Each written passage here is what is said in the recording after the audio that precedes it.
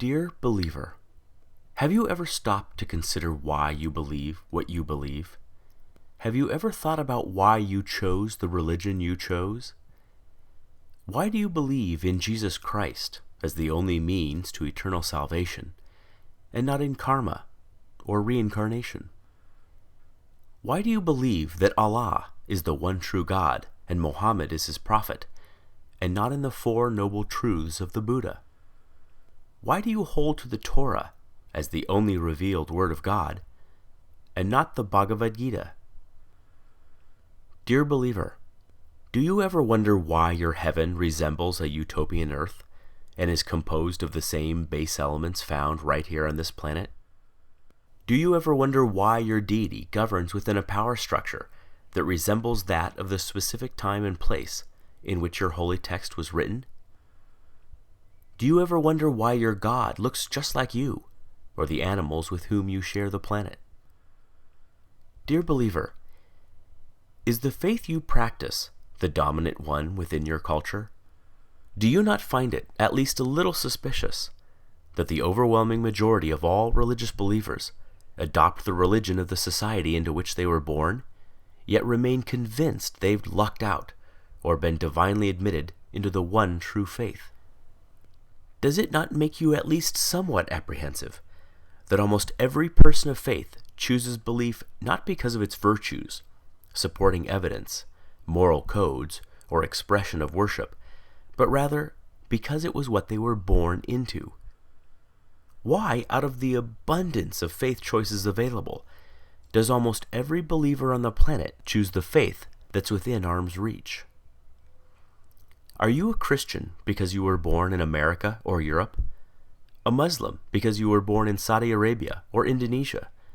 A Buddhist because you were born in Japan or China? A Hindu because you were born in India? Can it be that faith is, in almost every case, just an accident of geography? Do you sincerely believe that had you been born in another country, you'd undoubtedly still be practicing the same faith you now embrace? Dear believer, is the faith you practice that of your parents and their parents before them? Is it the first to which you were exposed? Did you know that nearly all religious devotees end up believing what they were taught to believe by their parents?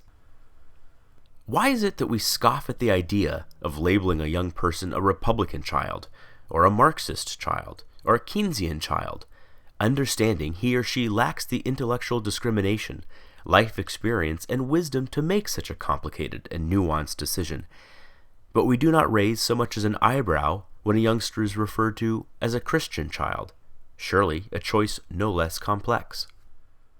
Could it be that there's no such thing as a Muslim child, just a child of Muslim parents? Dear believer, you are supremely confident in your faith. You know it is the right one, and all others are wrong. You are literally willing to bet your eternal soul on that very fact. And yet, have you ever stopped to consider that there are 24 major religions and literally thousands of different faiths practiced on this planet? Did you know that within Christianity alone, there are more than 45,000 different denominations, each claiming to understand ultimate truth better than all the others? Do you realize that each member of every faith practiced is just as devout, just as sincere, and their conviction every bit as sure as yours? Did you know they too read infallible holy texts, have airtight apologetics, have experienced miracles, feel God's presence, sense his still small voice, obediently follow his perfect will for their lives, love him indescribably, and can defend their belief with the same fervency as you do yours? And yet, since every religion is mutually exclusive and contradicts the others in matters both large and small, they cannot all be right.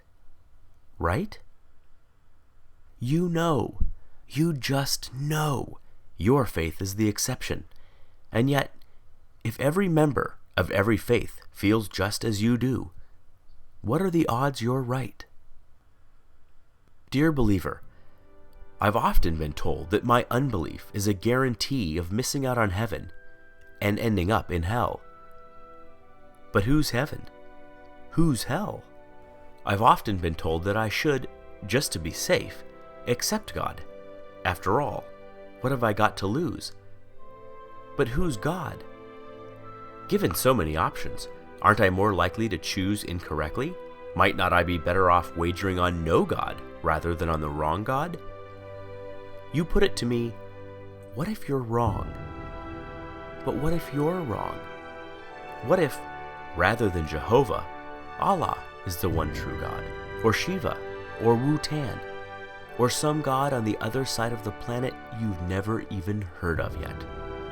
The truth is, you already know what it's like to be an atheist in regards to every other faith but your own. It's clear to you that adherents to other faiths are mistaken, deluded, or deceived, but they think the same of you.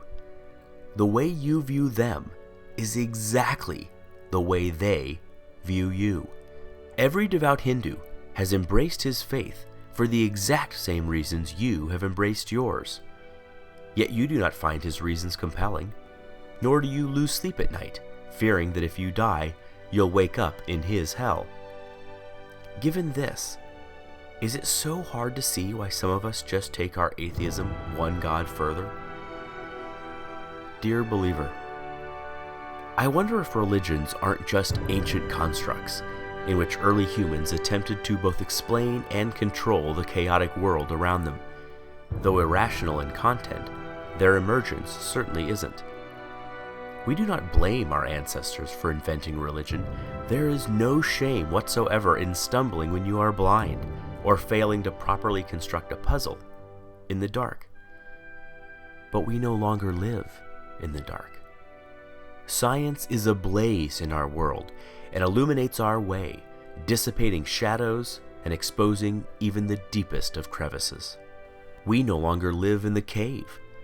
We have crossed the valley, scaled the mountains, and have begun to make out the magnificent vista on the other side. We no longer require comforting stories to make us feel safe or valued. Is it not time that our beliefs match our discoveries?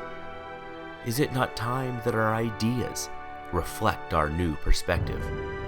There is equal, if not greater awe in reality than there is in fantasy. Perhaps it is time to stop telling ourselves that we are the reason the universe was made, that our culture is somehow better than other cultures, that our tribe was chosen over all other tribes.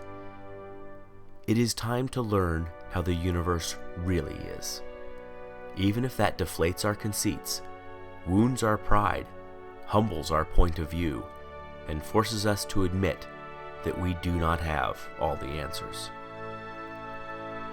Believer, if you honestly value the truth above all things as you claim, as I truly know you do, you must confront these fundamental questions.